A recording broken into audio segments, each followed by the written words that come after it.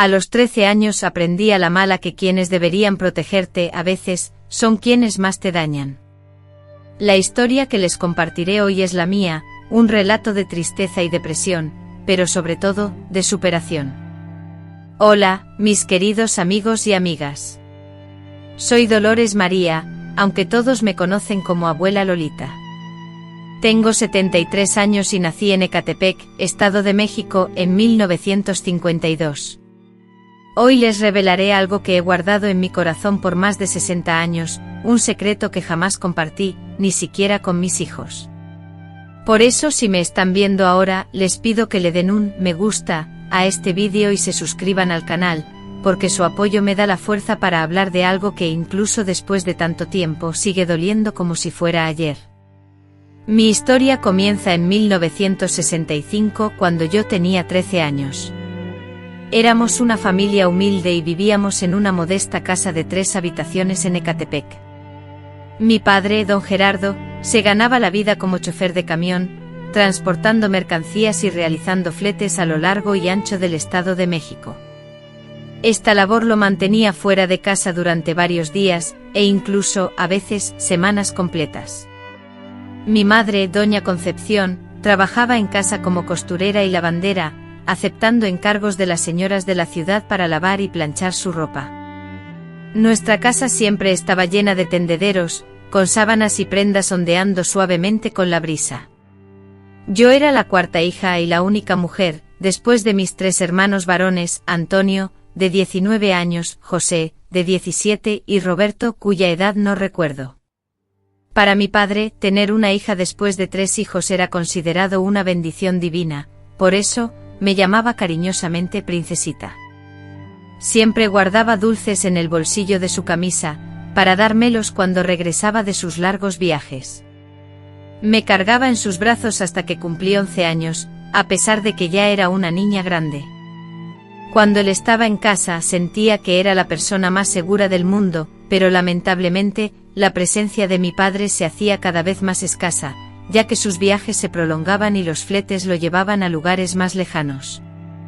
En ocasiones, solía pasar 20 días fuera de casa, viajando por carretera, y fue durante una de esas largas ausencias que todo empezó a cambiar. Era marzo de 1965, el calor todavía azotaba con fuerza el Estado de México. Mi madre había salido a entregar ropa a una clienta y me había dejado al cuidado de mis hermanos en casa. «Cuida la casa, Lolita», me había dicho antes de marcharse. «Tus hermanos estarán contigo. Si necesitas algo, pide ayuda». Esa tarde, mientras lavaba los trastes en el fregadero de la cocina, sentí la presencia de alguien detrás de mí. Era Antonio, el mayor de mis hermanos. Se acercó mucho, demasiado, de una manera que nunca antes había hecho. «Lolita, te estás convirtiendo en señorita, ¿sabías?», dijo con una voz extraña que me erizó la piel. Intenté apartarme, pero me agarró del brazo. «¿Qué te pasa, Toño?», pregunté asustada. «Suéltame. Estoy terminando de lavar los trastes». En ese momento José, otro de mis hermanos, entró en la cocina. Esperaba que reprendiera a Antonio, que me defendiera, pero la sonrisa que apareció en su rostro me indicó lo contrario. Habían planeado algo, podía sentirlo en el ambiente. Roberto, con su cuerpo apoyado en el marco de la puerta y una mirada que nunca antes había presenciado, apareció. José, con voz calmada, le dijo: «Mamá vuelve hasta la noche». Luego, con un hilo de voz tembloroso, continuó: «Nadie se enterará». Lo que ocurrió en la cocina aquella tarde me provoca náuseas incluso ahora. Mis hermanos, aquellos que debían protegerme y defenderme, se convirtieron en mis verdugos ese día. Los 3, juntos, lo planearon, como si yo fuera un objeto, una cosa, y no su hermana. Cuando terminaron, Roberto, el más joven, que solo tenía 15 años, pronunció unas palabras que me atormentan: «Si le dices a alguien, nadie te creerá. Dirán que mientes, que tú lo provocaste». Permanecí tirada en el suelo de la cocina durante casi 1 hora después de que se marcharon, incapaz de levantarme, ahogada en llanto. Finalmente, cuando logré moverme, corrí al baño y me duché hasta que se acabó el agua, restregando mi piel hasta dejarla roja, como si pudiera borrar lo sucedido. Cuando mi madre llegó, disimular mi sufrimiento fue la prueba más ardua de mi existencia. ¿Estás bien, Lolita?, preguntó con preocupación al notar mis ojos hinchados. Sí, mamá. Solo me duele un poco la cabeza. Esa noche cerré con llave la puerta de mi habitación y bloqueé el paso con la cómoda, pero fue inútil. A la mañana siguiente, aprovechando que mi madre había ido al mercado, regresaron. Antonio, con un fuerte empujón, derribó la puerta, arrojando la cómoda a un lado. Encerrarte no te servirá de nada, tontita, dijo con José y Roberto pisándole los talones. Esta casa también es nuestra.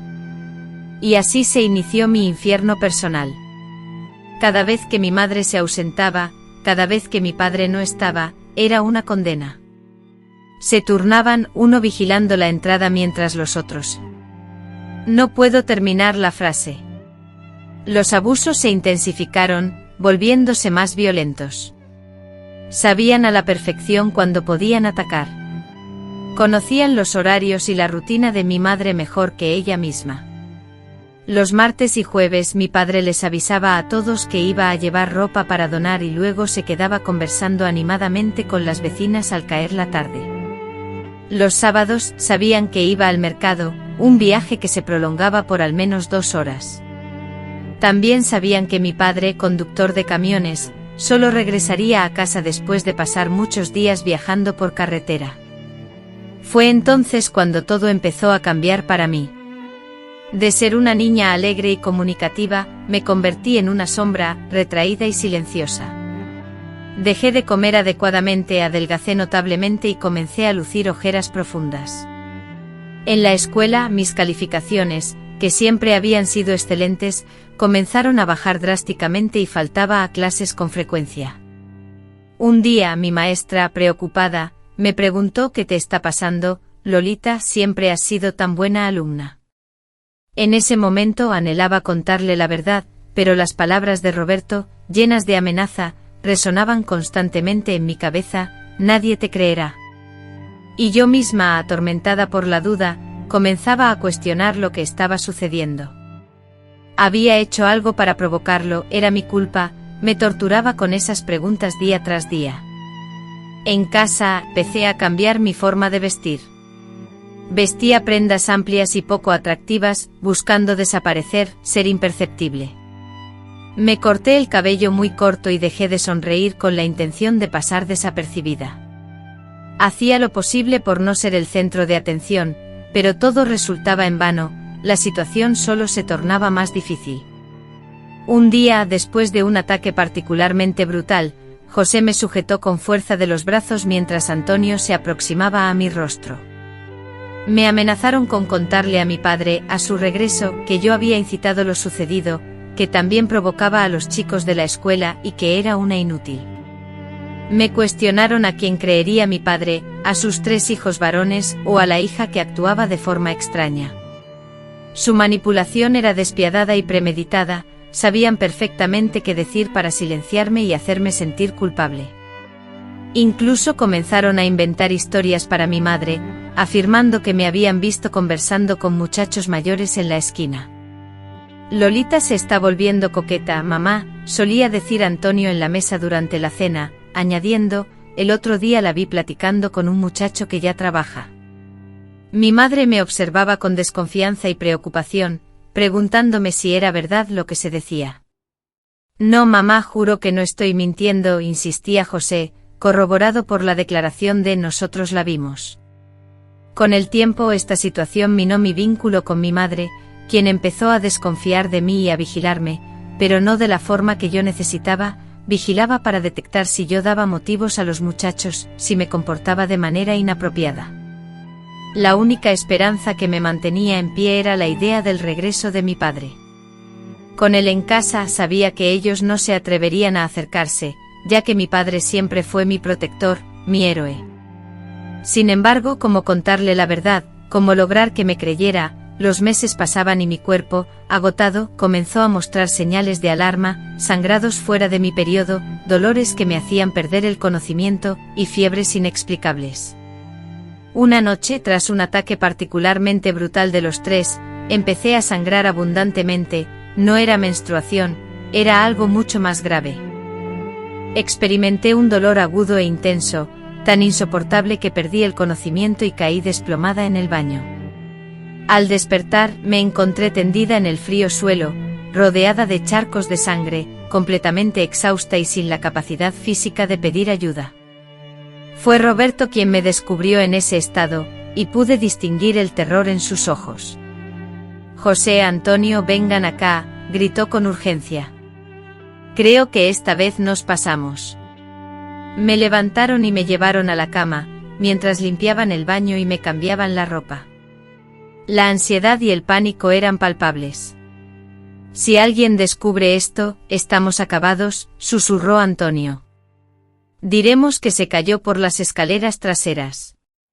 Me dejaron en la habitación, el sangrado había disminuido, pero el dolor persistía, lacerante y profundo, superando mi capacidad de reacción, incapaz incluso de derramar más lágrimas. Solo podía rezar, suplicando a Dios que me sacara de esa situación, de cualquier forma posible. Esa noche, milagrosamente y hasta el día de hoy doy gracias por ello, mi padre regresó de su viaje antes de lo previsto.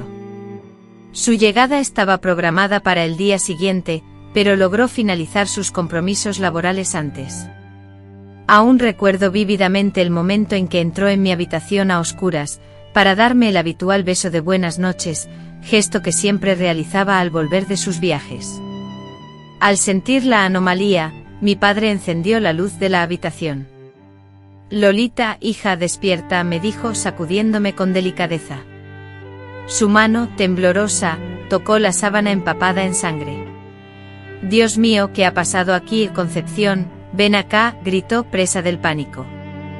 Con gran esfuerzo abrí los ojos y vi a mi padre, mi héroe, con los ojos inundados de lágrimas y el rostro marcado por el terror. Intenté sonreír, intenté decirle que me alegraba su regreso, pero solo pude susurrar: «Papá, ayúdame». Fueron las últimas palabras que pronuncié antes de volver a perder el conocimiento. El grito desesperado de mi padre llamando a mi madre, el caos que se apoderó de la casa, el viaje frenético al hospital, de esos recuerdos se difuminan en mi mente, pero la mirada de mis hermanos, cuando me sacaron de casa en brazos de mi padre, permanece grabada con nitidez. Una mirada no de preocupación por mi estado, sino de un terror absoluto por las consecuencias que sabían que se avecinaban, porque esta vez no habría forma de ocultarlo. Llegué casi inconsciente al Hospital General de Ecatepec, con la presión arterial en niveles críticos. Perdí una gran cantidad de sangre y la voz de los médicos se filtraba como un murmullo lejano, sus palabras confusas e incomprensibles, salvo una frase que se clavó en mi mente: «Esta niña es víctima de abuso sexual continuado y violento. Necesitamos llamar a la policía inmediatamente». La sala de emergencia se transformó en un caos. Mi padre, usualmente sereno, estalló en gritos y furia, destrozando objetos. 3 enfermeros lucharon para contenerlo. Nunca lo había visto en semejante estado. «¿Quién le hizo esto a mi hija? ¿Quién?», rugía, su voz llena de una desesperación desgarradora. Mi madre, en un rincón, lloraba desconsoladamente en estado de shock, balanceándose como una niña asustada, incapaz de asimilar lo sucedido. Mientras los médicos se apresuraban a estabilizarme, una trabajadora social, una mujer joven de ojos amables y voz suave, se acercó a mi cama, tomando mi mano y presentándose: «Dolores. Mi nombre es Margarita. Aquí estoy para ayudarte. Dime por favor quién te hizo esto». Intenté hablar, pero las palabras se quedaron atoradas en mi garganta. Observé a mi padre destrozado por el dolor, apoyado contra la pared, y miré a mi madre, quien parecía haber envejecido 10 años en una sola noche.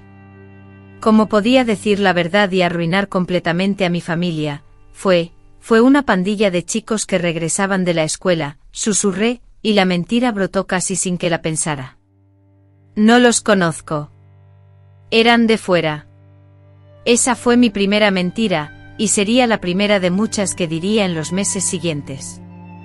Mentiras para proteger a quienes no lo merecían, mentiras que me corroerían por dentro como ácido. Estuve internada una semana en el hospital y tuve que someterme a una cirugía de urgencia. Los médicos me informaron que el trauma interno era tan grave que casi pierdo mi útero a los 13 años, y que tal vez nunca podría tener hijos. Durante esa semana, no vi a mis hermanos ni una sola vez, y mi padre y mi madre se turnaban para estar a mi lado día y noche. Mientras dormía, sentía la cálida firmeza de la mano de mi padre entrelazada con la mía. Al despertar, lo veía allí con el rostro marcado por la fatiga, profundas ojeras que delataban noches sin dormir y una barba descuidada que enmarcaba su rostro demacrado. Voy a encontrar a los culpables, princesa, te lo juro, aunque tenga que poner esta ciudad patas arriba, me susurraba con la voz entrecortada. La policía, sin embargo, venía con frecuencia. Repetían las mismas preguntas y yo respondía con evasivas, incapaz de articular una descripción precisa de los agresores, ni de revelar su origen. La incertidumbre me consumía. Notaba cómo los agentes intercambiaban miradas suspicaces, sabían que les ocultaba algo. Un comandante de cabello canoso con la voz grave me imploraba, hija, necesitas que te ayudemos, si no dices la verdad, esos hombres podrían volver a hacer esto con otras niñas. La idea me atormentaba, la posibilidad de que mis propios hermanos fueran capaces de semejante atrocidad me aterraba, pero al mismo tiempo, ¿cómo podría traicionar a mi familia? ¿Cómo podría destrozar a mi padre, privándolo no solo de una hija, sino también de sus 3 hijos varones? La noche anterior a mi alta médica, recibí una visita inesperada. Después de que mi mamá se fue a casa para ducharse y mi papá fue a la cafetería del hospital a comprar comida, me quedé sola en la habitación durante casi una hora. La puerta se abrió lentamente y Roberto entró. Mi hermano menor, solo 2 años mayor que yo, estaba irreconocible, flaco, pálido, con profundas ojeras. Parecía que hubiera envejecido varios años en una sola semana. Mi primer impulso fue gritar, pero él levantó las manos en señal de rendición. Lolita, por favor, solo vine a decirte que comenzó a llorar, algo que nunca le había visto hacer antes, que lo siento mucho, mucho. Me quedé en silencio observando a ese muchacho que había participado en mi tormento, ahora derrumbado en lágrimas frente a mí. Antonio y José dijeron que si no participaba me iban a golpear, que no era hombre de verdad. Yo no quería, juro que no quería. Vete. Fue todo lo que conseguí decir antes de que mi papá regresara. Él está sospechando de nosotros, ¿sabes? Ya preguntó varias veces dónde estábamos ese día. Antonio, presa del pánico, preguntaba a los vecinos si habían notado algo fuera de lo común. Yo, por mi parte, me mantuve en silencio. Un torbellino de emociones me invadía, una parte de mí anhelaba que mi padre descubriera la verdad, que se hiciera justicia, pero otra parte sabía que eso significaría la destrucción definitiva de nuestra familia. No has dicho nada, ¿verdad?, me interrogó Roberto, la ansiedad palpable en su voz. Si lo dices, lárgate, le repliqué con firmeza, sin querer escuchar más amenazas. No es una amenaza, argumentó acercándose a la puerta. Solo sabes cómo es tu padre, si se entera, nos matará, literalmente. Y sin darme tiempo a responder, se marchó.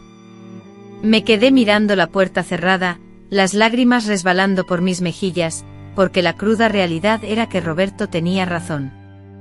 Mi padre, un hombre siempre sereno y afectuoso, tenía un límite y ese límite era mi bienestar. Al regresar a casa un domingo por la tarde me encontré con una sorpresa. Mi padre había limpiado y reorganizado mi habitación, comprando una colcha nueva e incluso pintando las paredes de un delicado amarillo claro, el color que siempre me había gustado. Para que te sientas en un lugar nuevo, me explicó. Un nuevo comienzo. En la puerta, una cerradura flamante y robusta se había colocado recientemente. Mi padre, con una expresión solemne, me tendió la llave. Nadie, absolutamente nadie, entrará aquí sin tu consentimiento. Los primeros días en casa resultaron extraños. Mis hermanos, casi como fantasmas, evitaban aparecer en los lugares que yo frecuentaba, salían temprano por la mañana y regresaban tarde por la noche, procurando no cruzarse ni conmigo ni con mi padre. Mi madre, en un intento de normalidad, se esforzaba en actuar como si todo pudiera volver a ser como antes, preparaba mis platos favoritos, trenzaba mi cabello como lo hacía cuando era niña, buscaba mi sonrisa con ahínco. Pero entre nosotras se había instalado una fractura, una herida que yo ignoraba si algún día cicatrizaría. «Hija, debes comer», insistía, observando que apenas probaba bocado. «Necesitas recuperar fuerzas». Pero ¿cómo explicar que cada mordisco era un desafío agotador, que no sentía hambre, que la única sensación que me embargaba era un vacío inmenso? Mi padre, ante esta situación, decidió extender su licencia en el trabajo. Me aseguró que no volvería a la carretera hasta que yo estuviera totalmente curada y los bandidos fueran capturados. Se pasaba los días en la delegación, entrevistándose con los investigadores, ofreciendo recompensas y diseñando carteles con la descripción imprecisa que yo había dado de mis agresores, que en mi mente eran casi irreales. Por las noches se sentaba en el borde de mi cama y me tomaba la mano hasta que me quedaba dormida, prometiendo: «Princesa, nada malo te volverá a pasar. Nunca más». Pero el mal ya estaba hecho y vivía bajo el mismo techo que yo. Las pesadillas empezaron casi de inmediato. Me despertaba gritando a mitad de la noche empapada en sudor frío, reviviendo cada instante de horror. Mi padre corría a abrazarme intentando calmarme, y a veces la agitación era tal que necesitaba tomar los medicamentos que el médico me había recetado. «Son solo sueños, hija», decía mientras secaba mis lágrimas. «No pueden hacerte daño». Pero no eran solo sueños, eran recuerdos. Recuerdos que me perseguirían y atormentarían por décadas. Y en la escuela, la situación no mejoró en absoluto. A pesar de que nadie conocía la verdad oficial sobre lo sucedido, los rumores se extendieron rápidamente como un incendio. En los pequeños pueblos, la gente escucha mucho y habla aún más. «Mira, ahí va la chica a la que atacaron», susurraban algunos en los pasillos al regresar a clases, casi un mes después del incidente. Se decía que fueron hombres de fuera, una pandilla completa. Algunas personas me evitaban, como si yo fuera portadora de una enfermedad contagiosa, mientras que otras me miraban con una lástima que resultaba casi insoportable. Mis amigas confundidas no sabían cómo actuar, qué decir, ni cómo acercarse a mí. Poco a poco me fui aislando. Pasaba los recreos sola, sentada bajo un árbol en el patio, tratando de evitar las miradas y los chismes. Mis calificaciones, ya bajas antes, se desplomaron. Los maestros intentaban ser comprensivos, pero podía ver la frustración en sus rostros. Dolores era una alumna tan prometedora. Escuché a la directora comentar con mi maestra un día que pasé cerca de su oficina: «Es una pena que esto haya pasado. ¿Crees que podrá recuperarse alguna vez?» En el hogar, la atmósfera era espesa y amenazante. Mi padre, obsesionado con encontrar a los responsables de la tragedia, se sumía en una creciente frustración al ver que las pistas escaseaban y la investigación no avanzaba. Mi madre, en un esfuerzo constante por preservar la poca armonía que quedaba, se movía por la casa con cautela, como si cada paso en falso pudiera desencadenar una nueva crisis y terminar de fracturar nuestra ya fragmentada familia. Mis hermanos, por su parte, habían adoptado diferentes mecanismos de afrontamiento. Antonio, el mayor y siempre con aires de líder, fingía que todo estaba bien, llegando incluso a ser excesivamente amable conmigo. Me ofrecía ayuda con los deberes escolares, me preguntaba si quería ver la televisión y, con una sonrisa que me resultaba repugnante, me solía decir: «Estoy preocupado por ti, hermanita, debemos estar unidos en estos momentos difíciles». José, el hermano mediano, había optado por el aislamiento absoluto, pasando la mayor parte del tiempo fuera de casa, incluso consiguió un trabajo en un taller mecánico. Regresaba solo para dormir y, cuando nos veíamos obligados a compartir la misma mesa, como en la cena, mantenía la vista fija en su plato, evitando cualquier contacto visual y sin dirigirme una sola palabra. Roberto, el menor, parecía tan afectado y hundido por la situación como yo. Su apariencia física cambiaba notablemente, perdiendo peso de forma visible. Sufría pesadillas similares a las mías y se sobresaltaba al ser tocado repentinamente. En varias ocasiones, lo sorprendí observándome a distancia, con la mirada cargada de remordimiento y miedo. Una noche, casi 3 meses después de haber salido del hospital, escuché una acalorada discusión proveniente del dormitorio de mis padres. Dado que mi padre rara vez alzaba la voz, me mantuve inmediatamente alerta. «Algo anda mal en todo esto, Concepción», gritaba mi padre. «¿No lo ves? Estos muchachos se están comportando de forma muy extraña». «¿Qué estás insinuando, Gerardo?», respondió mi madre con voz temblorosa. «Por el amor de Dios, son tus hijos y ella también es mi hija. Mira a Concepción, mira lo que le hicieron. No duerme, no come, ya no sonríe. Esos ojos ya no son los de una niña. Todo fue culpa de esos malditos, de esos bandidos que nadie vio, que nadie conoce, que no dejaron ninguna pista en Ecatepec, donde todos se conocen». Contuve la respiración. Mi padre estaba sospechando. Su instinto protector, como un perro rastreando una pista, percibía la falsedad que ocultaban mis palabras. Roberto, pálido y descompuesto, casi se desploma cuando le pregunté directamente sobre su paradero esa tarde. Mi padre, con el rostro sombrío, continuó. José, visiblemente incómodo, evitaba mi mirada. Y Antonio, siempre alerta y a la defensiva, mostraba una hostilidad latente. Algo en todo esto no encajaba. «Concepción, estás delirando», insistió mi madre, pero su voz, llena de dudas, delataba su temor. «Es el agotamiento, la preocupación. No has descansado bien en meses». «Voy a averiguar la verdad», declaró mi padre con una firmeza que me hizo temblar. «¿Por las buenas o por las malas?». Cerré la puerta de mi habitación y, ahogando los sollozos, me sumí en un llanto silencioso hasta caer rendida por el sueño. La verdad, amenazante como una tormenta en el horizonte, se aproximaba, lista para arrasar con todo a su paso. Era un martes de junio de 1966, casi 4 meses después de mi salida del hospital. Ese día, sumido en la sombría rutina que habíamos creado, comenzó como cualquier otro. Mi padre, con el ceño fruncido, salió temprano para la delegación, como hacía casi a diario. En el patio mi madre se afanaba, colgando la ropa en el tendedero, mientras yo, en la sala, luchaba por comprender un problema de matemáticas, mi mente enmarañada en números incomprensibles. De repente Antonio con sigilo irrumpió en la sala, y antes de que pudiera reaccionar, ya se había acomodado a mi lado en el sillón. Un escalofrío helado recorrió mi cuerpo, paralizándome de miedo.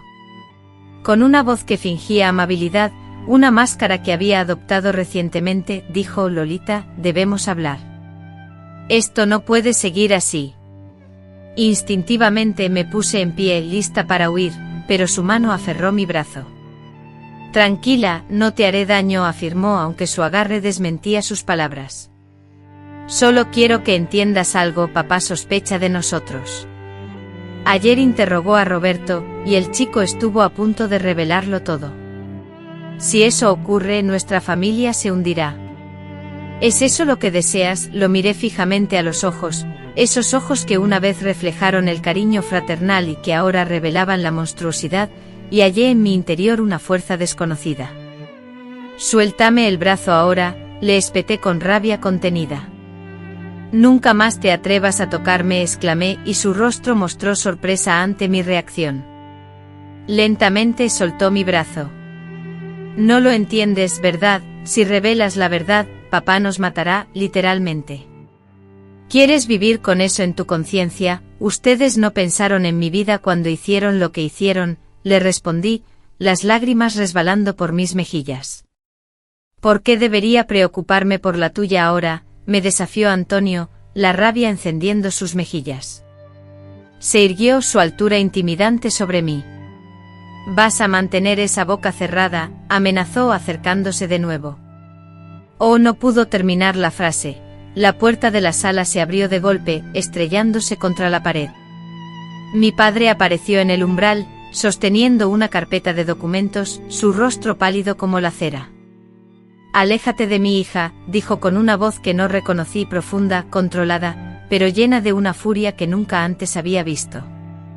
Antonio retrocedió 2 pasos, levantando las manos en señal de defensa.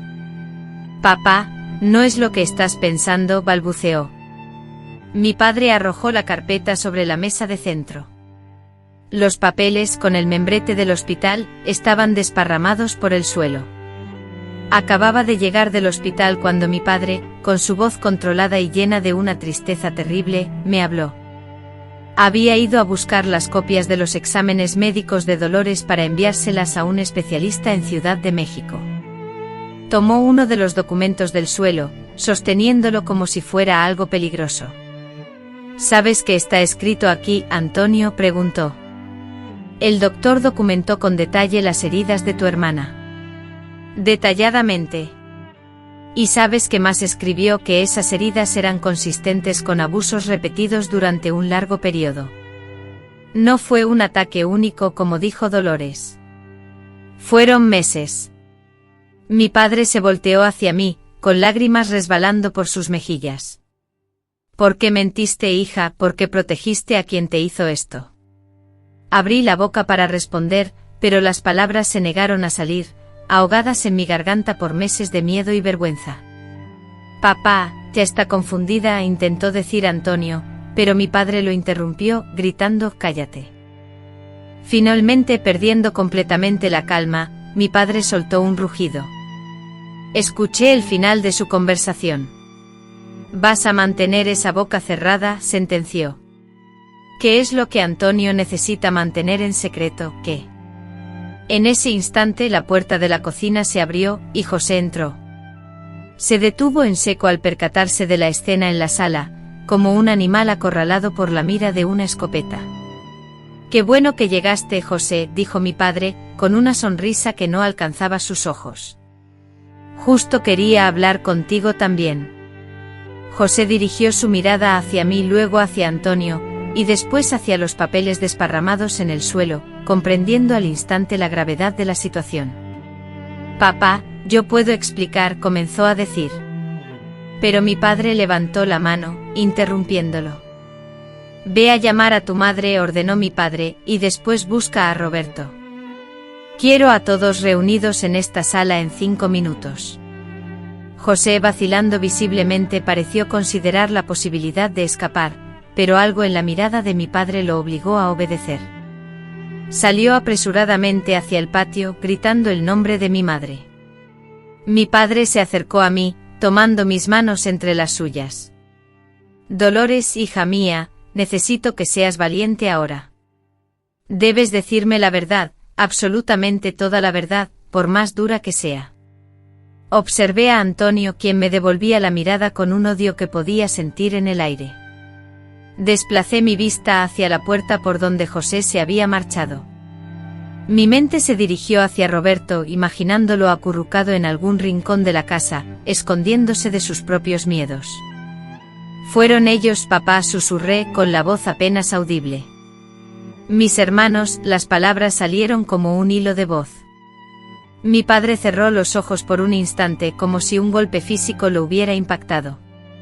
Cuando los volvió a abrir, noté un cambio profundo, algo en él se había roto para siempre. «¿Desde cuándo?», preguntó con la voz temblorosa. «Desde marzo, desde que hiciste ese viaje largo a Guanajuato». 3 meses, murmuró mi padre, haciendo el cálculo mentalmente. «Dios mío, 3 meses».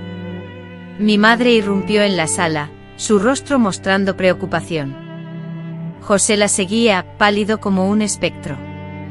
«¿Qué sucede, Gerardo?», preguntó mi madre, mirando la escena confusa en la sala.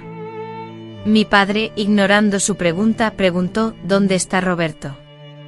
«No lo sé», respondió José. «No se encuentra ni en su habitación ni en el jardín». «No importa», respondió mi padre, poniéndose de pie. «Dolores acaba de revelarme la verdad sobre quién la hirió. Mi madre se llevó la mano a la boca, con los ojos dilatados por el horror. Ella, en el fondo, lo sabía, quizás siempre lo supo.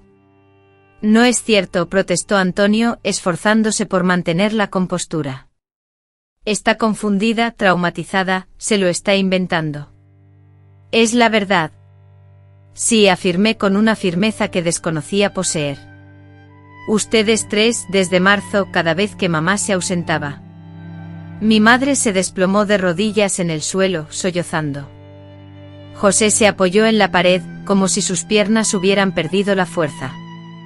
Antonio se mantuvo erguido, desafiante, pero su rostro había palidecido. Lo que ocurrió a continuación se desarrolló como una explosión en cámara lenta. Mi padre, siempre tranquilo y mesurado, se transformó en una fuerza de la naturaleza. Se abalanzó sobre Antonio, emitiendo un rugido que parecía surgir de las entrañas de la tierra. El puñetazo inicial impactó a mi hermano por sorpresa, arrojándolo violentamente contra el librero de madera. Gerardo, no, gritó mi madre esforzándose por incorporarse, pero ya era demasiado tarde. Años de furia reprimida, meses de frustración paralizante, la revelación de la traición más dolorosa, todo estalló en un instante. Mi padre, fuera de sí, levantó a Antonio del cuello de la camisa, y sin detenerse, continuó golpeándolo mientras vociferaba palabras que jamás imaginé escuchar salir de su boca. José, intentando mediar, tiró de mi padre para detenerlo, pero terminó recibiendo un golpe que lo desplomó contra el suelo. Los gritos de mi madre resonaban en el aire, y yo también gritaba aterrorizada. La sala se había transformado en un caos, un auténtico campo de batalla. Cuando los vecinos, alertados por el escándalo, irrumpieron en la casa, encontraron a mi padre sujetado por 3 hombres, Antonio sangrando en el piso, José apoyado en la pared con la nariz rota y mi madre, en un intento desesperado por protegerme, acurrucándome en un rincón. Se volvió loco, escuché decir a alguien, llamen a la policía. Minutos después la calle se llenó de patrullas y los oficiales, con rostros serios, entraron a la casa separándonos a todos. Uno de los policías, que recordaba a mi padre de sus frecuentes visitas a la comisaría, trató de tranquilizarlo. Gerardo, por el amor de Dios, ¿qué ocurrió aquí? Mi padre, incapaz de articular una frase completa debido a la mezcla de ira y dolor, intentó hablar, pero solo logró balbucear. Fui yo quien tomó la palabra, y con una claridad sorprendente relaté todo lo sucedido a los agentes.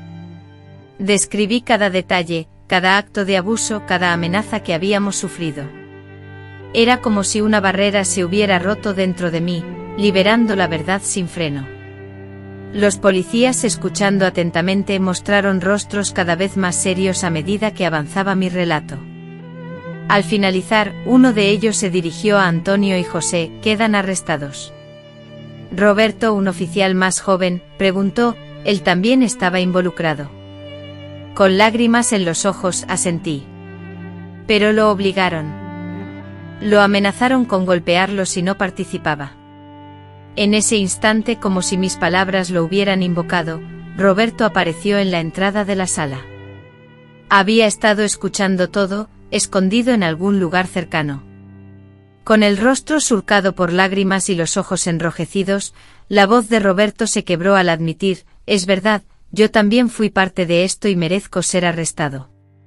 Su padre, mientras era atendido por un paramédico, dirigió una mirada mezcla de desprecio y compasión a Roberto y con voz firme, declaró, ya no eres mi hijo, ninguno de ustedes lo es. Antonio y José fueron conducidos esposados a la patrulla, mientras que Roberto, aunque también arrestado, fue metido en otro vehículo sin esposas. Antes de subir, Roberto me miró fijamente por última vez y, en un susurro casi inaudible, suplicó, perdóname, Lolita. Sé que no lo merezco, pero perdóname. No respondí, en ese momento el perdón era una emoción que no existía en mí, solo sentía un vacío profundo, como si me hubieran arrancado algo esencial. En las semanas siguientes nuestra familia se convirtió en el centro de atención del pueblo, con los periódicos locales explotando el caso con titulares sensacionalistas como «Hermanos abusadores arrestados en Ecatepec» y «Padre descubre horror familiar y estalla en violencia». La familia, antaño unida, se desmoronó por un secreto horrendo que salió a la luz. El juicio, aunque breve para los tiempos, se sustentó en pruebas médicas contundentes, mi propio testimonio y la confesión de Roberto, el más joven. Antonio y José fueron sentenciados a 12 años de cárcel cada uno. Roberto, por ser menor de edad y por confesar sin presiones, recibió una pena reducida, 6 años en un centro de menores. Mi padre, destrozado, nunca más fue el mismo. El hombre afable y sonriente que amaba desapareció por completo en aquella fatídica tarde de junio, dejando tras de sí una sombra, un hombre consumido por la culpa y la furia. No podía sostenerme la mirada sin romper a llorar, ni hablar de lo sucedido sin que sus manos temblaran. Debí darme cuenta, repetía como un eco constante. Debí quedarme más tiempo en casa. Debí haber estado más atento. Te fallé, princesa. Mi madre, sumida en una profunda depresión, pasó días enteros postrada en la cama, sin comer, sin hablar. Cuando finalmente consiguió reponerse, parecía haber envejecido 20 años. En pocos meses su cabello, antes oscuro y vibrante, se transformó en un blanco impoluto. Como pude ser tan ciega, él sufría en silencio. Como una madre puede ignorar el dolor que consume a su hijo, nuestra casa, antes un hervidero de risas y actividad, se sumió en un silencio sepulcral. Las habitaciones de mis hermanos fueron clausuradas, sus pertenencias empaquetadas y relegadas al ático. Sus nombres se convirtieron en tabú, pronunciarlos en voz alta era como invocar una maldición. En la escuela, la situación se hizo insostenible. Todos conocían la tragedia que nos había golpeado. Unos me observaban con lástima, otros con una curiosidad enfermiza, como si fuera un espectáculo circense. Los murmullos me perseguían por los pasillos, ahí va la niña, la que fue abusada por sus propios hermanos. Decían que mi padre estuvo a punto de matar a sus hijos cuando descubrió lo sucedido. La familia entera se desmoronó, según escuché. No pude más.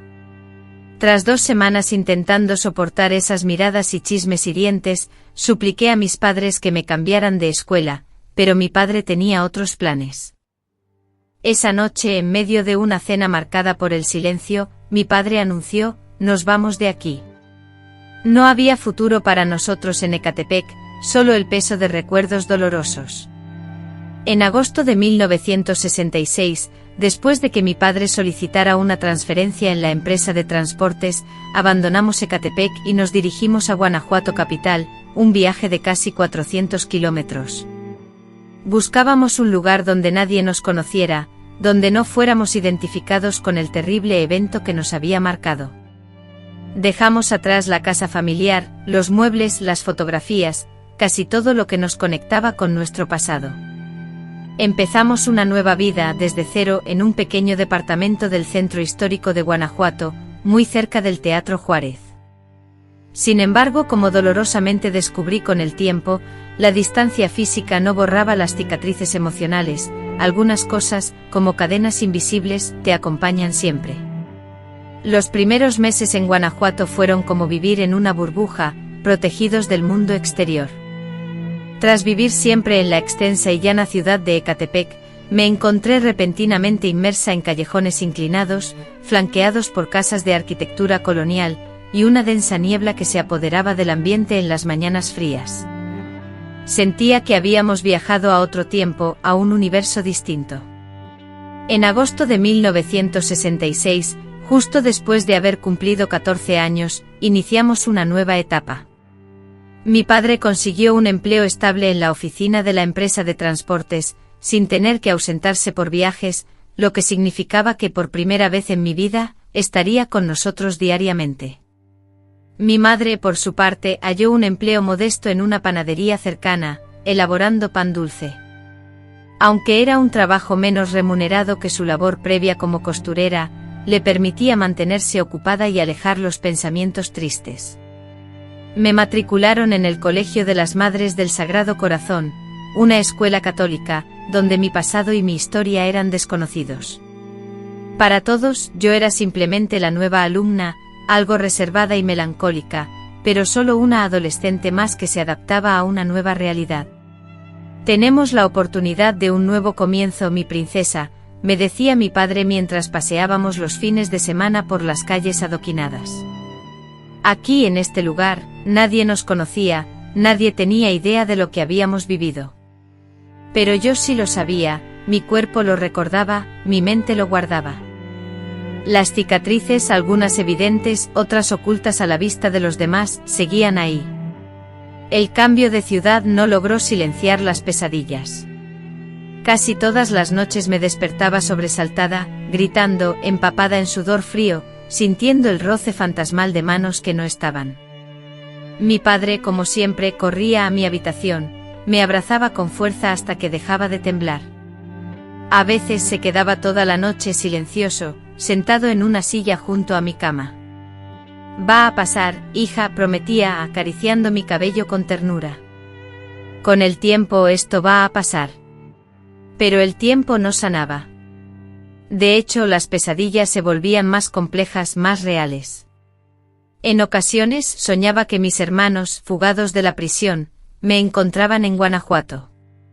El terror era tal que despertaba sin poder respirar, como si manos invisibles me estrangularan. Mis padres me llevaron a un médico que me prescribió pastillas para dormir, pero en lugar de ayudarme a descansar, estas solo conseguían sumergirme aún más en mis pesadillas. Me sentía atrapada en esos sueños horribles, completamente incapaz de despertar. Después de varias noches en las que mis pesadillas se intensificaron, decidí dejar de tomar la medicación. En mi nueva escuela, intenté integrarme. Las monjas eran severas pero justas. Las otras niñas, movidas por la curiosidad de la recién llegada, se esforzaron por acercarse a mí, pero yo, sin embargo, levanté muros a mi alrededor, invisibles pero infranqueables. Un día, durante el recreo, una compañera llamada Teresa me preguntó: «¿Nunca hablas de tu antigua ciudad? ¿La extrañas?». Respondí con sequedad: «No, no extraño nada de allá». Ella continuó: «¿Y tus amigos, tu familia?». Evadí la conversación: «No quiero hablar de eso». Pronto desistieron de tratar de averiguar algo sobre mi pasado. Me gané la reputación de ser la chica rara, la antipática, la que no tenía amigas, y esa etiqueta me convenía. La amistad implicaba confianza, y yo había perdido la capacidad de confiar en alguien. En casa mis padres intentaban desesperadamente restaurar una cierta normalidad en nuestras vidas. Mi madre transformó el pequeño apartamento en un remanso de color y alegría con flores frescas, cortinas vibrantes y pequeños tesoros que adquiría en el bullicioso mercado. Mi padre, con una ternura inagotable, llenaba la casa de libros interesantes, chocolates exquisitos y cualquier detalle que supusiera una sonrisa en mi rostro. Sin embargo, una sombra invisible, o más precisamente 3 sombras, planeaba sobre nosotros. Jamás mencionábamos a mis hermanos, sus nombres permanecían silenciados, como si el destino los hubiera arrebatado de nuestras vidas, como si su existencia fuera una fábula. Pero su ausencia era una presencia palpable, un vacío oscuro que absorbía la felicidad, dejando tras de sí un rastro de tristeza. Por las noches el silencio se rompía con el llanto contenido de mi madre en su habitación. Mi padre intentaba consolarla, pero ¿cómo ofrecer consuelo a una madre que había perdido 3 hijos, que ahora se encontraban tras las rejas por sus atroces crímenes? ¿Cómo aliviar la culpa que la atormentaba por no haber notado las señales, por no haber resguardado a su hija menor? Debería haberlo visto, Gerardo, sollozaba, las palabras ahogadas por la pena. ¿Cómo puede una madre no darse cuenta de algo así? No es tu culpa, Concepción, respondía mi padre con una voz cansada y resignada, que ni siquiera a él lograba convencer. Nos engañaron a todos. 6 meses después de que nos establecimos en Guanajuato, un sobre manchado por el viaje llegó a través del correo ordinario. Provenía del Reformatorio Estatal para Menores Infractores, un lugar que siempre asociaba con el temor. El remitente era Roberto, un nombre que resonaba con un pasado problemático. Mi padre, al ver el remitente, fue presa de una furia repentina, y en un arrebato de ira, deseó deshacerse de él de inmediato, incinerándolo sin siquiera abrirlo. Mi madre, con la voz temblorosa, suplicó poder leerla, rogando por comprender el contenido. Yo, petrificada por la sorpresa y el miedo, me quedé inmóvil, observando ese pedazo de papel aparentemente inofensivo, pero que sentía que tenía el poder de reabrir heridas antiguas y profundas. El sobre estaba dirigido a Dolores, mi madre, y ella, al mostrar el nombre en voz alta, dijo que ella tenía el derecho de tomar la decisión. Mi padre me dirigió una mirada llena de dolor y rabia contenida, suplicando que no la leyera, diciendo que no necesitaba dejar que ese pasado volviera a entrar en mi vida. Con las manos temblorosas, tomé el sobre sintiendo una incertidumbre palpable. No sabía qué hacer, una parte de mí anhelaba romperlo en 1000 pedazos, borrar cualquier rastro de esa comunicación, pero otra, curiosa y llena de preguntas, deseaba saber qué mensaje contenía. Voy a pensarlo, respondí guardando la carta en el bolsillo de mi falda, sin saber realmente qué hacer. Durante semanas esa carta me acompañó, dentro y fuera de casa, en el aula y en mis paseos por la ciudad. A veces la olvidaba, pero otras, ese sobre era todo en lo que podía pensar. En mi habitación, un domingo por la tarde, completamente sola mientras mis padres estaban en misa, finalmente reuní el coraje necesario. Abrí el sobre con extrema cautela, como si contuviera una sustancia peligrosa. Dentro, la letra de Roberto era pequeña, apretada y cubría las 4 páginas por completo.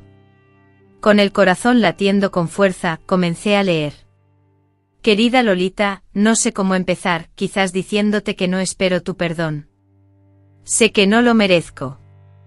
Lo que te hicimos es imperdonable.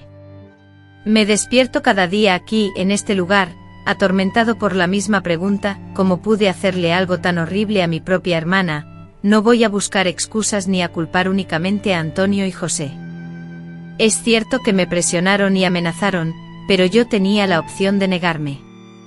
Podía haber hablado con mamá, con papá, con alguien, o haberte protegido como un hermano debería haber hecho. En cambio, me convertí en tu verdugo, en parte de tu pesadilla. Actualmente estoy en tratamiento psicológico en este lugar. El psicólogo me ha indicado que es fundamental comprender las razones detrás de mis acciones pasadas para evitar que se repitan. Me ha asegurado que una vez que deje este lugar, tengo la posibilidad de rehacer mi vida, pero para ello, primero debo asumir la plena responsabilidad del daño que causé. Y lo asumo, Lolita. Cada día, cada noche, cada instante de sufrimiento que viviste por nuestra culpa, lo llevo conmigo como una carga constante y pesada. No busco una respuesta tuya, ni pretendo regresar a tu vida. Solo quería que supieras, desde lo más profundo de mi ser, lo mucho que lamento lo sucedido, y que, si fuera posible retroceder en el tiempo, habría sido el hermano que realmente merecías. Si en algún momento dentro de muchos años, consideras que puedes darme la oportunidad de pedir perdón cara a cara, estaré aquí, esperándote. No obstante, entiendo perfectamente si ese día nunca llega. Deseo de corazón que estés logrando reconstruir tu vida lejos de aquí. Anhelo que con el tiempo encuentres la paz, a pesar de mi arrepentimiento sincero, Roberto. Al terminar de leer la carta, me percaté de que estaba llorando desconsoladamente. Aquellas lágrimas no eran de tristeza ni de ira, sino algo completamente distinto, una sensación que no lograba identificar. Experimentaba una compleja amalgama de emociones que me dejó completamente agotada. Doblé la carta y la guardé en un cajón, sin responderla jamás, pero tampoco me atreví a destruirla. De alguna manera, esas palabras escritas en el papel representaban un reconocimiento de lo ocurrido, una prueba de que no había sido solo un mal sueño, de que no estaba perdiendo la cordura. Los meses se sucedieron, convirtiéndose en años. Me adapté gradualmente a la vida en Guanajuato, al ritmo más pausado, a las costumbres arraigadas en esa ciudad llena de historia. En la escuela seguía manteniéndome distante, pero poco a poco algunas compañeras lograron traspasar mis barreras defensivas. Aunque no llegamos a ser amigas íntimas, resultaron ser una compañía aceptable. Marta, hija del dueño de la farmacia, fue la primera en quien confié un poco de mi historia. No le revelé todos los detalles, por supuesto, Solo le expliqué que había sufrido una experiencia muy dolorosa en la ciudad anterior y que por eso nos habíamos mudado. Debe haber sido horrible, comentó sin insistir en que le contara más. Sí lo fue, respondí sorprendida por la honestidad que emanó de mis palabras. Pero estoy esforzándome por superar esto. Si necesitas hablar, aquí estoy. Esa oferta, pronunciada con una sencillez que me conmovió profundamente, fue un oasis. Era la primera vez que alguien me extendía una mano sin el agobio de la curiosidad insaciable, sin un aluvión de preguntas, sin mirarme como a un espécimen extraño. Solo me ofrecía su presencia, su compañía, un oído atento por si lo necesitaba. En casa el ambiente comenzó a mejorar paulatinamente. Las pesadillas, aunque no desaparecieron del todo, se espaciaron. Mi madre dejó de sumirse en el llanto nocturno, y empezaron a asomar algunas sonrisas, principalmente cuando compartía las ocurrencias de las señoras que solía encontrar en la panadería. Mi padre, aunque persistía su sobreprotección, insistiendo en saber mi paradero a cada instante y llamando a la escuela si tardaba más de 10 minutos en volver a casa, incluso esa actitud se atenuó con el tiempo, a medida que observaba mi lucha por sobrevivir, una lucha que de alguna manera estaba logrando. En 1968, 2 años después de que nos mudáramos a esta nueva casa, sucedió algo que no esperábamos. Recibí una carta, pero esta vez provenía de la penitenciaría estatal. Era de Antonio. A diferencia de la carta anterior, la que había escrito Roberto, esta era breve y directa, casi tosca. Dolores. Sé que probablemente vas a romper esto sin leerlo. Sé que me odias y tienes razón. Lo que hicimos no tiene justificación. Te escribo porque me enteré de que Roberto te envió una carta. Está intentando hacerse el arrepentido, el bueno. Pero no le creas. Él participó en todo por su propia voluntad. No estoy pidiendo perdón. Solo quería que supieras que estoy pagando por lo que hice. Aquí en la cárcel, cuando descubren por qué estás preso, tu vida se vuelve un infierno. Ni siquiera los peores delincuentes respetan a quienes hicieron lo que nosotros hicimos. Quizás eso te consuele un poco. Saber que estamos sufriendo.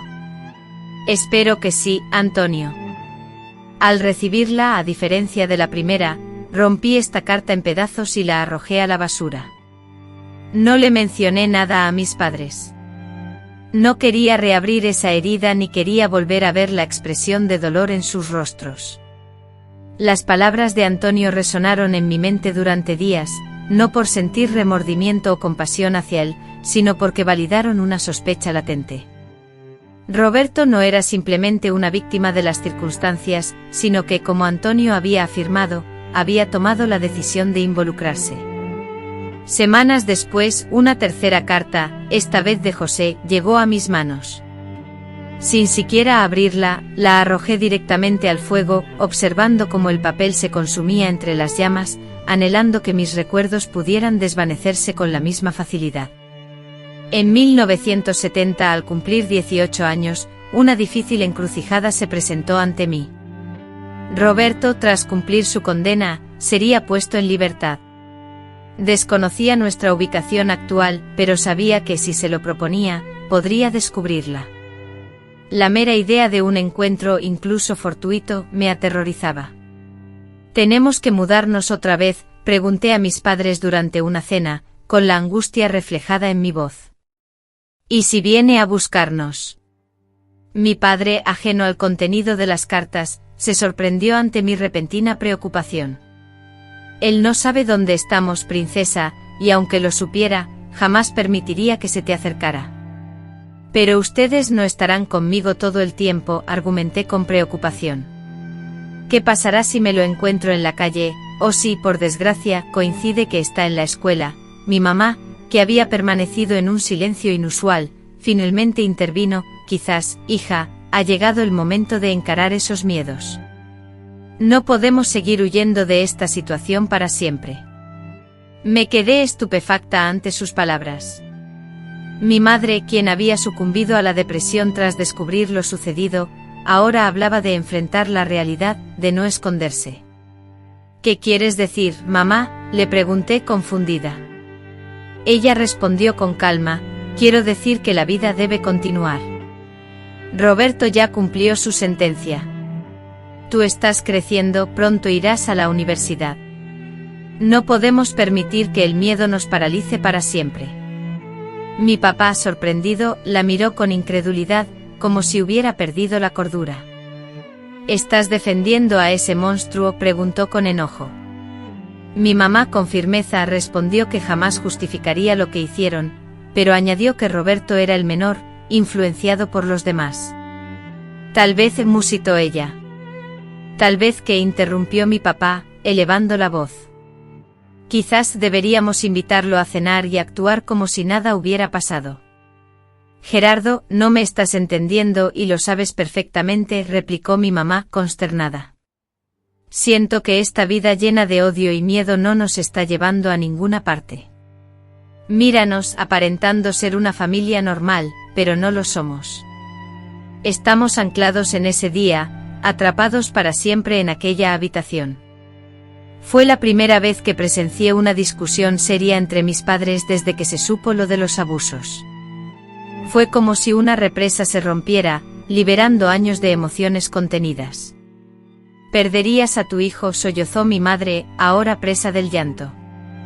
Nunca más verías a Roberto, ni para escuchar lo que tiene que decir. Ya no es mi hijo, respondió mi padre, aunque su voz carecía de firmeza. Ninguno de los dos lo es. Observaba la pelea en silencio, sintiendo algo extraño germinar en mi interior. No era perdón, jamás lo sería, pero tal vez fuera aceptación, la aceptación de que lo sucedido era parte de mi pasado y que escapar no lo cambiaría.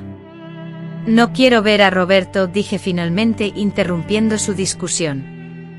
No estoy preparada para esto y quizás nunca lo esté del todo, pero tampoco quiero volver a escapar, a huir de la situación. Esta es nuestra casa ahora, y esta es nuestra vida. Mis padres me miraron sorprendidos al oír la firmeza en mi voz. Me di cuenta por primera vez desde los abusos, de que era yo quien tomaba una decisión sobre mi propia vida, en lugar de simplemente aceptar lo que otros decidían por mí. Admití temblando: tengo miedo. Pero no quiero que ese miedo dirija cada paso que doy por el resto de mi existencia. Mi padre se levantó de inmediato y me abrazó con fuerza, como cuando era una niña pequeña. Con la voz entrecortada me dijo: eres la persona más valiente que conozco, princesa. Mucho más valiente que yo.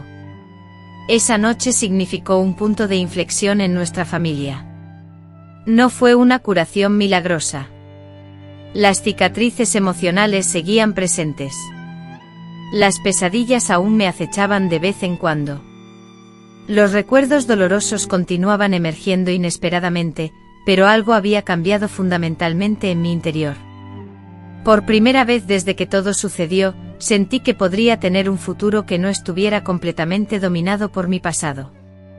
En el año 1971, fui aceptada en la Facultad de Pedagogía de la Universidad de Guanajuato, una noticia que significaba un cambio radical en mi vida: mudarme, compartir una casa de estudiantes con otras chicas y empezar a forjar mi propia independencia. Mis padres, aunque llenos de orgullo por mi logro, también manifestaban su preocupación.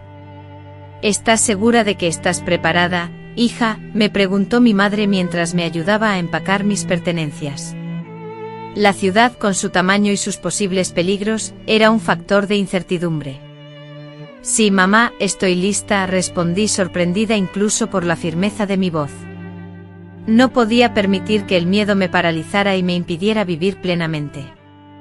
Esa noche, en la víspera de mi partida, experimenté un sueño diferente. No era una pesadilla, como tantas que me habían atormentado durante años, sino un sueño de libertad. Soñé que me encontraba en un campo abierto, bajo un cielo azul e infinito, y podía correr sin cesar, sin ataduras, sin sentir la persecución de nadie. Desperté con lágrimas en los ojos, pero esta vez eran lágrimas de esperanza, una sensación que no había experimentado en mucho tiempo. La Universidad de Guanajuato en 1971 representaba un universo completamente nuevo para mí. Las antiguas estructuras, antaño testigos de la historia, ahora resonaban con el bullicio de las clases, albergando a estudiantes provenientes de cada rincón del país, creando una atmósfera llena de vitalidad que se extendía por las calles adoquinadas. Al principio, en la residencia estudiantil, la misma sombra del miedo ancestral que siempre me acompañaba se hizo presente. Sin embargo, algo era distinto esta vez, una renovada determinación, una fuerza desconocida que emergía desde mi interior. La casa de estudiantes se ubicaba en el vibrante barrio de San Roque, un punto de encuentro para jóvenes. Éramos 6 chicas compartiendo una casa modesta con 3 habitaciones.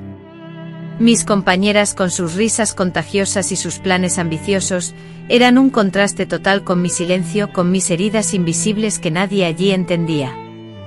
Dolores, siempre tan callada, comentaba Cristina, mi compañera de cuarto, una estudiante de Derecho de Querétaro. Debería salir más, disfrutar la vida.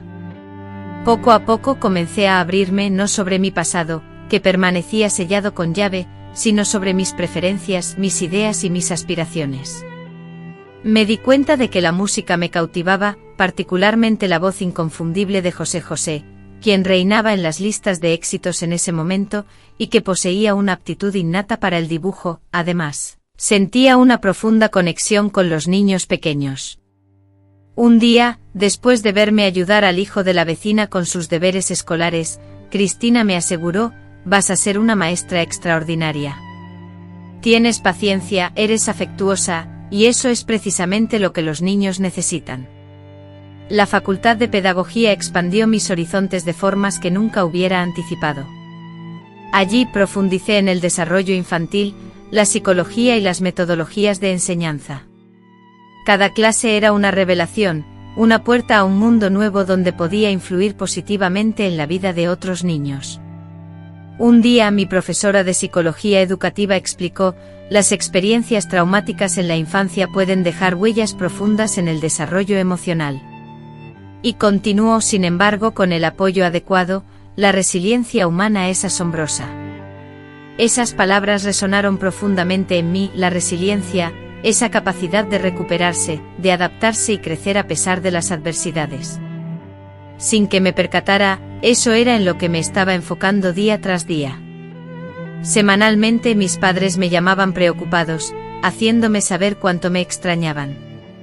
Durante mis primeras vacaciones, al volver a Guanajuato, percibí que habían envejecido, que se veían más cansados. Mi padre, quien siempre había sido un hombre robusto, ahora lucía los hombros encorvados, como si soportara un peso invisible. Mi madre, a pesar de sonreír más, exhibía una mirada distante, en ocasiones absorta en pensamientos que yo solo podía intuir. ¿Están bien?, les pregunté durante una cena. Estamos, repuso mi padre, entrelazando su mano con la de mi madre sobre la mesa. Solo te extrañamos, princesa. Fue en esa visita que comprendí que no solo yo necesitaba avanzar. Mis padres también permanecían anclados en el pasado, reviviendo aquel día terrible una y otra vez. Era como si el tiempo se hubiera detenido para nosotros 3 en junio de 1966. Ustedes también necesitan vivir, les expresé la noche anterior a mi regreso a la universidad. Ellos no pueden seguir viviendo solo esperando mis visitas y preocupándose por mí. Mi padre esbozó una sonrisa, esa sonrisa melancólica que se había convertido en su sello personal. Es más fácil decirlo que hacerlo, hija, me dijo. Lo sé, respondí, abrazándolo con fuerza. Créeme, lo sé. De vuelta en la universidad, me sumergí en los estudios con aún mayor dedicación. No solo estaba construyendo un futuro para mí, sino que intentaba demostrar que era posible dejar atrás el pasado, que las cicatrices podían transformarse en distintivos de una batalla ganada. Durante mi segundo año de carrera, conocí a Juan. Él estudiaba ingeniería en la misma universidad y vivía en una residencia estudiantil cercana a la mía. Nos conocimos en la fiesta de cumpleaños de una amiga en común.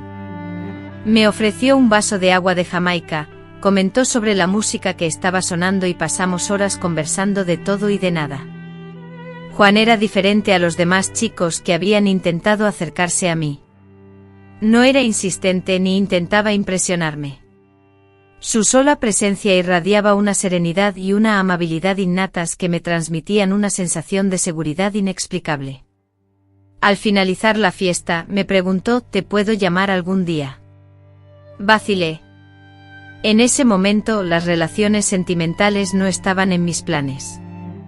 La idea de la intimidad, de confiar en alguien a ese nivel, me aterraba.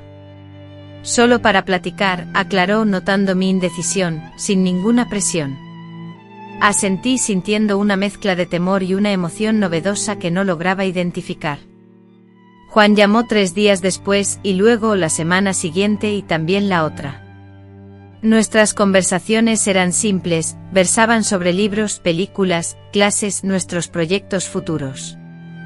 Jamás indagaba en mi pasado, ni forzaba temas que pudieran incomodarme. En nuestra primera cita a solas, fuimos al cine a ver El Padrino, que en ese momento era un éxito rotundo. Cuando intentó tomar mi mano en la oscuridad de la sala, reaccioné de manera instintiva, apartándome como si hubiera recibido una descarga. «Perdón», susurró sin insistir. «No haré nada que no quieras». La sencilla y contundente frase, «no voy a hacer nada que no quieras», se grabó profundamente en mi mente, reverberando durante días. Era la primera vez que alguien, específicamente Juan, reconocía explícitamente mi derecho a negarme, a establecer mis propios límites personales. En las semanas que siguieron, nuestra amistad floreció. Juan demostró ser paciente y respetuoso, nunca traspasando las barreras que yo misma fijaba. Finalmente un día, sentí el coraje suficiente para tomar su mano durante un tranquilo paseo por el Jardín de la Unión, y una sensación largamente olvidada me inundó paz. Tiempo después, mientras compartíamos un momento en las escalinatas del Teatro Juárez, Juan me preguntó con delicadeza: «¿Hay algo en tu pasado que te haya lastimado profundamente, verdad?» Sin presionarme a revelar nada, añadió: «No necesitas contármelo. Solo quiero que sepas que cuando estés lista, si algún día lo estás, estaré aquí para escuchar». Las lágrimas amenazaron con desbordarse, y me asombré de cómo él entendía, cómo parecía leer mis emociones sin necesidad de explicaciones. «Gracias», fue lo único que pude articular. Nuestra relación a partir de ese punto continuó avanzando lentamente, siempre a mi propio ritmo. Cada obstáculo que lograba vencer en la relación con Juan era motivo de júbilo para mí. El primer beso que nos dimos meses después de habernos conocido.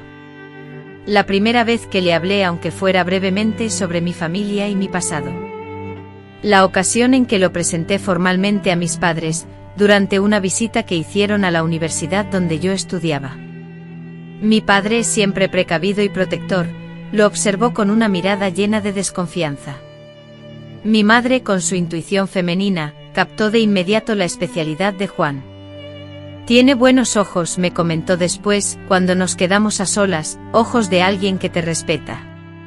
En 1974, en mi último año de estudios universitarios, recibí una noticia que volvió a trastornar mi vida por completo.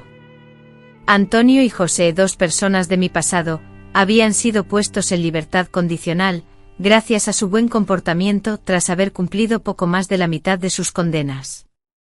La carta que me informaba sobre esta situación provenía de mi antiguo abogado en Ecatepec, quien consideró que yo debía estar al tanto.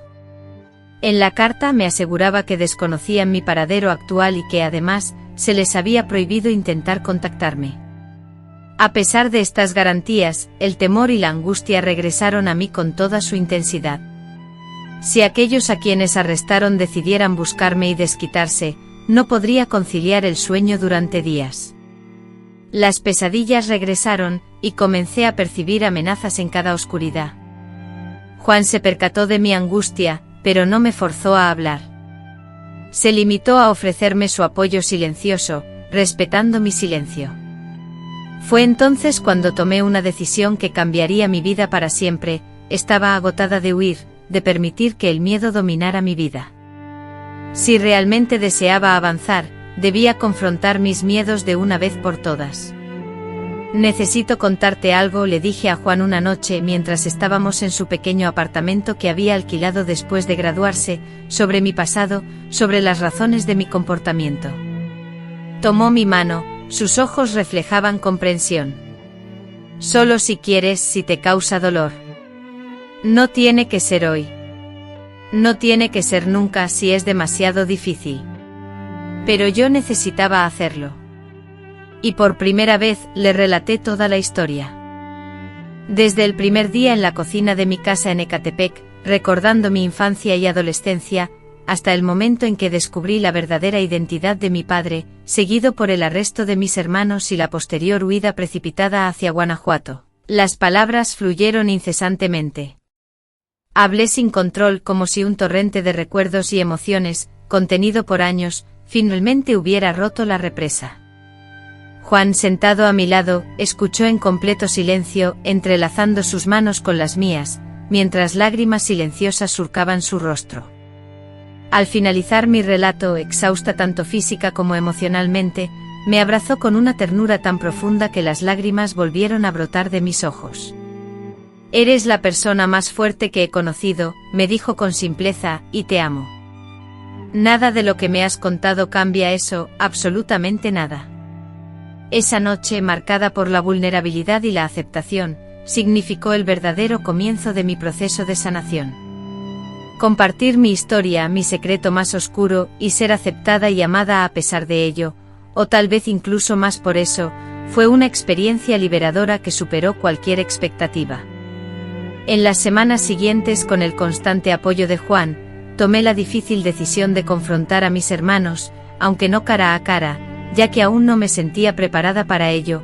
Opté por hacerlo a través de cartas, 3 cartas escritas con cuidado, una para cada uno de ellos. A Roberto le expliqué que su implicación, por mínima que fuera y aunque argumentara haber sido forzado, me había causado un dolor inmenso. Le relaté los años que pasé intentando comprender cómo mi propio hermano, a quien yo amaba y en quien confiaba, pudo participar en algo tan monstruoso. Concluí la carta diciéndole: ya no te odio, aunque también añadí, pero tampoco puedo perdonarte completamente. Lo único que puedo hacer es desearte que encuentres paz, que rehagas tu vida y que nunca más vuelvas a causar daño a nadie. Para José, mi hermano del medio, siempre distante y frío, escribí sobre la rabia que sentí durante años, por haber elegido unirse a Antonio en los abusos, en lugar de protegerme, como debía haber hecho un hermano mayor. Le escribí: espero que el tiempo en prisión te haya hecho reflexionar. Espero que comprendas la gravedad de tus actos. No deseo volver a verte ni quiero tener contacto contigo, pero quiero que sepas que ya no viviré con miedo de ti. La carta para Antonio, el cabecilla, el instigador, fue la más complicada de redactar. Cada día me sentaba frente a una hoja de papel en blanco, totalmente paralizada, incapaz de articular las palabras que pudieran reflejar la inmensidad de mi dolor, la furia que me consumía y el profundo desprecio que sentía. Finalmente escribí: robaste mi infancia. Robaste mi inocencia, mi confianza, mi capacidad de sentirme segura. Durante años controlaste mi vida sembrando el miedo, pero eso se acabó. Ya no te temo. Ya no tienes poder sobre mí. Ese mismo día, envié las 3 cartas, sin esperar ni desear ninguna respuesta. Era un acto puramente simbólico, una declaración de mi independencia. A partir de ese instante dejé de definirme como la víctima de mis hermanos, y decidí que mis acciones y mi camino serían definidos por mí misma. En diciembre de 1974 finalmente me gradué en pedagogía. Mis padres, con sonrisas orgullosas en sus rostros marcados por el paso del tiempo, estaban presentes en el auditorio. Juan, mi compañero, se encontraba a mi lado, aplaudiendo con más entusiasmo que nadie, mientras recibía mi título. 2 semanas después me pidió matrimonio. No tengo mucho que ofrecerte aparte de mi amor, me dijo mientras me mostraba un anillo sencillo. Pero te prometo que te cuidaré, que respetaré tus límites, y que construiremos una vida donde te sientas segura y amada. Dudé no por falta de amor, porque amaba a Juan más de lo que jamás pensé que fuera posible amar a alguien, sino por miedo. Temía no ser capaz de ser una esposa completa, temía que mis heridas fueran demasiado profundas. Si nunca logro. Tú sabes, murmuré avergonzada, y si el trauma es demasiado fuerte. Juan sonrió, esa sonrisa gentil que me había cautivado desde el principio. Dolores, el matrimonio no es solo eso. Es compañerismo, es amistad, es construir algo juntos. Lo demás vendrá cuando tenga que venir. Y si no viene, todavía tendremos todo eso. Nos casamos en marzo de 1975 en una sencilla ceremonia en Guanajuato. Fue un día soleado, perfumado por las bugambilias. Mi padre me llevó al altar con lágrimas en los ojos y me susurró: mereces toda la felicidad del mundo, princesa. Y todos los días agradezco a Dios por haber sobrevivido, por haberte convertido en esta mujer increíble. Nuestra vida de casados, llena de esperanzas y expectativas, se inició en un modesto departamento ubicado en la ciudad de Guanajuato, capital. Juan, con su espíritu trabajador, se desempeñaba en una empresa constructora, mientras que yo, con la ilusión de compartir mis conocimientos, obtuve un puesto como maestra en una escuela primaria, brindando mis primeros años de enseñanza a niños pequeños. Éramos jóvenes con el corazón latiendo al unísono por el amor, y con sueños que anhelábamos convertir en realidad. La conexión física, tal como anticipamos, resultó ser un proceso delicado y complicado. Hubo noches en las que las lágrimas brotaban, acompañadas de dolorosos recuerdos que resurgían con fuerza, generando pánico y angustia. Sin embargo, Juan, con su paciencia y amor incondicional, nunca me presionó, ni demostró frustración alguna, sino que esperó con ternura y comprensión, amándome de la única manera que yo podía aceptar en aquel momento. En el año 1976, la alegría invadió mi ser al enterarme de mi embarazo. No obstante, también se mezcló con el temor, pues los médicos habían advertido sobre la posibilidad de que, debido a las heridas sufridas en el pasado, me resultara imposible concebir. Además, la idea de convertirme en madre, con el temor de no saber cómo proteger a un hijo, cuando mi propia infancia había sido marcada por la violencia, me llenaba de incertidumbre. Vamos a lograrlo, me aseguró Juan, tomándome de la mano mientras observábamos la primera ecografía, juntos, unidos. María llegó al mundo en enero de 1977, una niña saludable con los ojos de su padre y, según decían, mi sonrisa. Cuando la sostuve en mis brazos por primera vez, sentí que un milagro ocurría. Era tan pequeña, tan delicada, con una perfección que me asombraba, y parecía confiar ciegamente en el mundo, sin la más mínima idea de la maldad que podría encontrar. Te protegeré, le prometí, mientras besaba su frente suave y lisa. Convertirme en madre, siempre supe, me curó de maneras que jamás pude imaginar. Ver a María crecer confiando plenamente en mí, me demostró que yo también podía ser fuerte, que podía proteger a alguien, y que podía amar sin reservas. Cuando Pedro llegó al mundo en 1980, y luego Ana en 1983, sentí que nuestra familia estaba completa. Mis padres envejecieron felices, viendo a sus nietos crecer y encontrando en ellos una alegría que pensé que nunca más experimentarían. Mi padre especialmente parecía revivir a través de sus juegos y travesuras, contando historias y comportándose como el abuelo cariñoso que siempre estuvo destinado a ser. En 1985, sin embargo, recibí una carta inesperada. Era de Roberto y aunque la reconocí por el remitente, no la abrí de inmediato.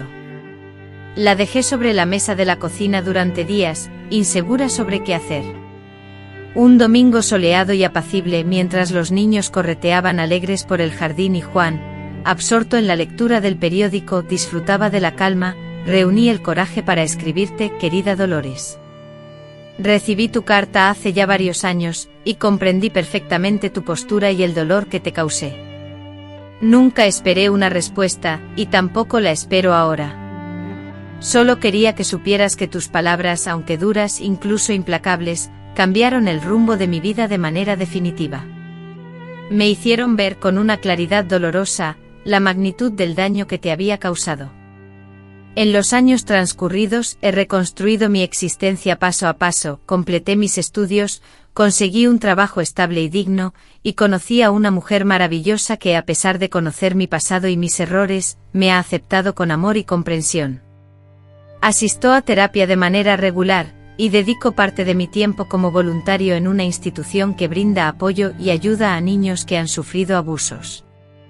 No te escribo con la intención de que volvamos a estar juntos, sé que eso es imposible y entiendo que no lo desees. Solo quería que supieras que tus palabras, aunque dolorosas en su momento, resonaron profundamente en mí, que no cayeron en oídos sordos y que, desde lo más profundo de mi corazón, te deseo que hayas encontrado la paz y la felicidad que sin duda mereces. Si algún día sientes la necesidad de responder a esta carta, de saber más sobre mi vida actual, estaré feliz de poder contártelo.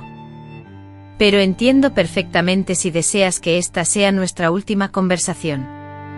Con afecto y sincero pesar, Roberto. Mostré la carta a Juan, quien la leyó en silencio. ¿Qué quieres hacer?, preguntó Juan, sin añadir más.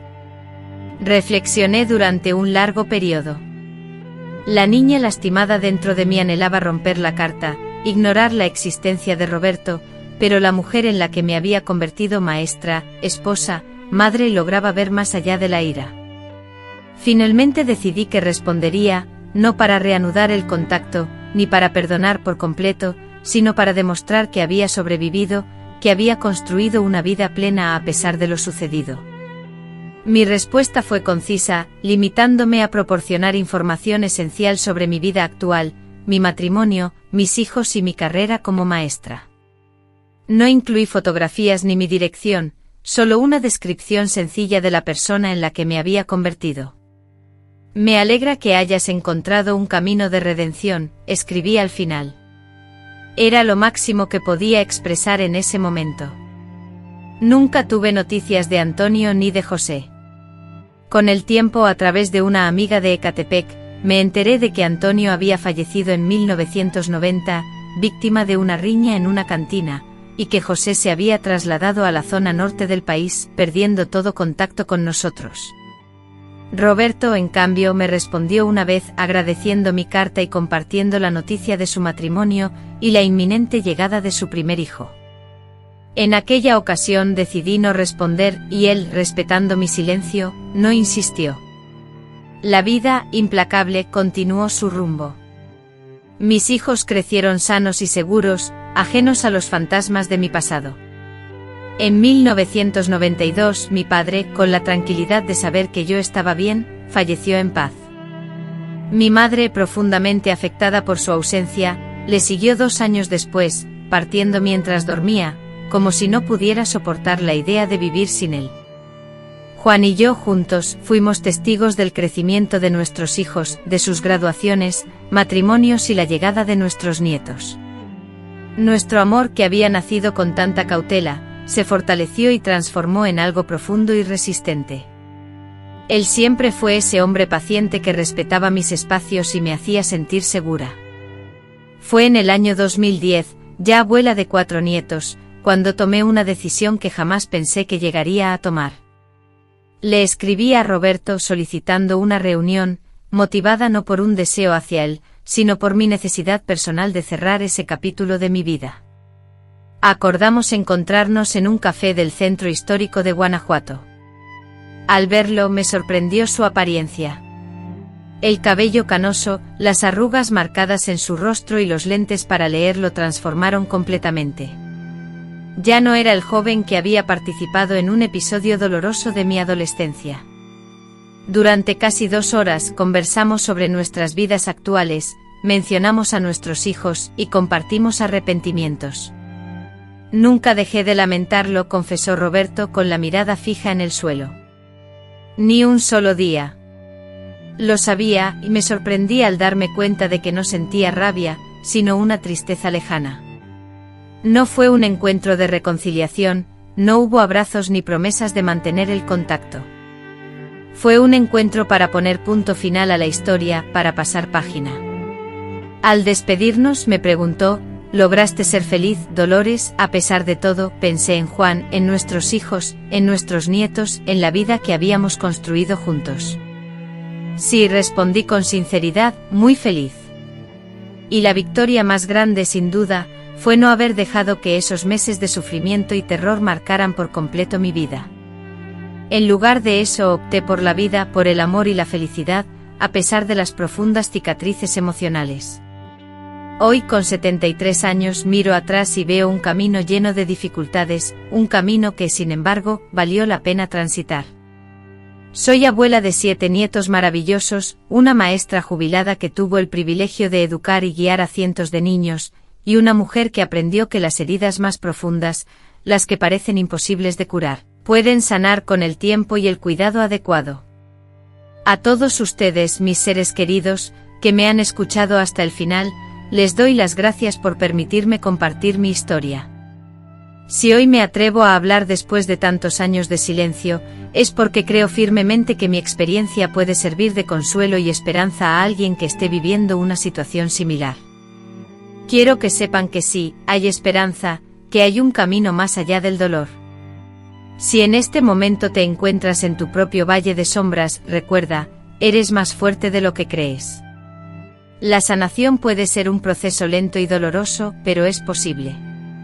Cree en ello.